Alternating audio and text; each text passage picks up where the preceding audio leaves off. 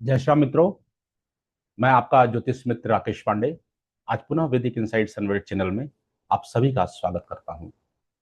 तो साथियों, हम लोग आयु के बारे में चर्चा कर रहे थे। तो साथियों, जैसा हम और आप सभी जानते हैं कि जो हमारी जन्म कुंडली में 8वां भाव होता है वही हमारे आयु का मेन भाव है। और अष्टम से अष्टम जो है, जब 8वें भाव से गिनती चालू करेंगे तो वहां से गिनना जब प्रारंभ करेंगे तो अष्टम से अष्टम भाव तक जब जाएंगे तो तीसरा भाव पड़ता है। तो इसीलिए तीसरे भाव को भी आयु भाव कहते हैं। तो साथियों, हम और आप जानते हैं कि जब कोई भाव बलवान होता है उस पर शुभ ग्रहों का प्रभाव होता है, उसका स्वामी बलवान होता है, तो उस भाव के अच्छे फल प्राप्त होते हैं। तो यदि अष्टम भाव का स्वामी अष्टमेश, तृतीय भाव का स्वामी और तृतीयेश यदि बलवान हो, अच्छे भाव में स्थित हों, अच्छे ग्रहों शुभ ग्रहों से दृष्ट हों, तो ऐसे जातक की आयु अच्छी होती है। तो साथियों, आयु के बारे में निश्चित कहना तो बहुत कठिन है। अच्छे से अच्छे ज्योतिषी भी किसी की आयु का निश्चित आकलन नहीं कर सकते हैं। फिर भी एक अंदाजा लगाया जा सकता है कि जातक की आयु कैसी है, पूर्ण आयु है कि मध्यम आयु है कि अल्प आयु है। तो आज मैं आप लोग के समक्ष बृहत्पराशर पुरा शास्त्र के आयुर्दाय अध्याय से दो महत्वपूर्ण सूत्र साझा करना चाहूंगा।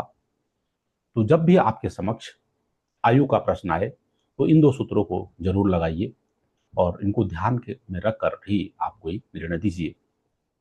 तो साथियों, मैं आपके समक्ष पहला श्लोक रखना चाहता हूं। केंद्र स्थिते विलग्ने से गुरु शुक्र समन्विते ताभ्याम निरीक्षते वापि पूर्णमायुर विनिर्दिशेत।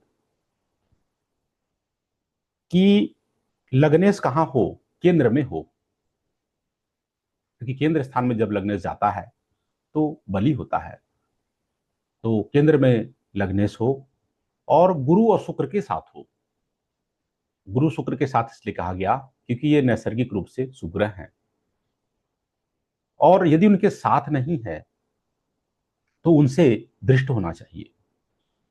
तो गुरु और शुक्र से या तो लग्नेश दृष्ट हो या लग्नेश गुरु और शुक्र के साथ हो, तो ऐसे जातक की बहुत अच्छी आयु हो सकती है। कहा गया कि पूर्ण मायुर विनिर्देशित, ऐसे जातकों की आयु पूर्ण कह सकते हैं हम।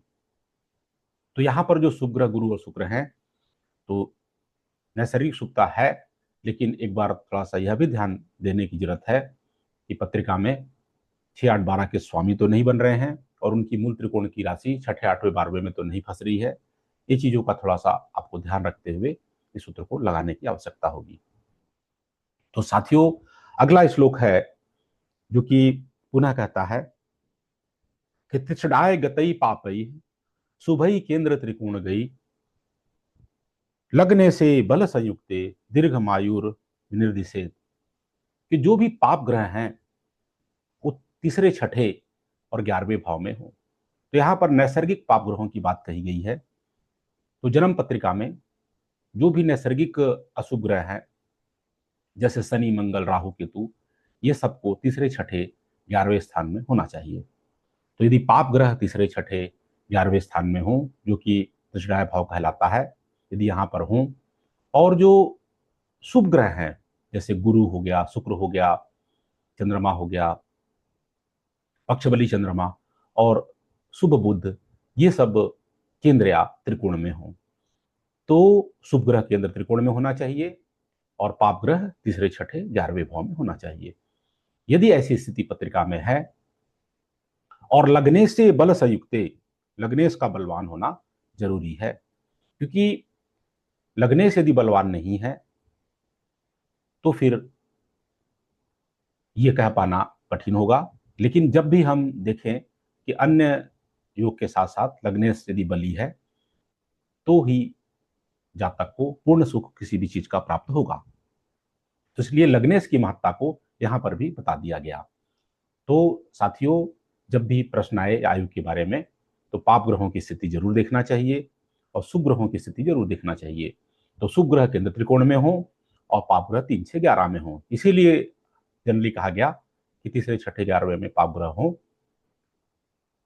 और केंद्र त्रिकोण में शुभ ग्रह हूं तो शास्त्रों में इसे अच्छा बताया गया है। तो आयु स्वास्थ्य के लिए ये अच्छा होता है, इसलिए इसे अच्छा कहा गया है।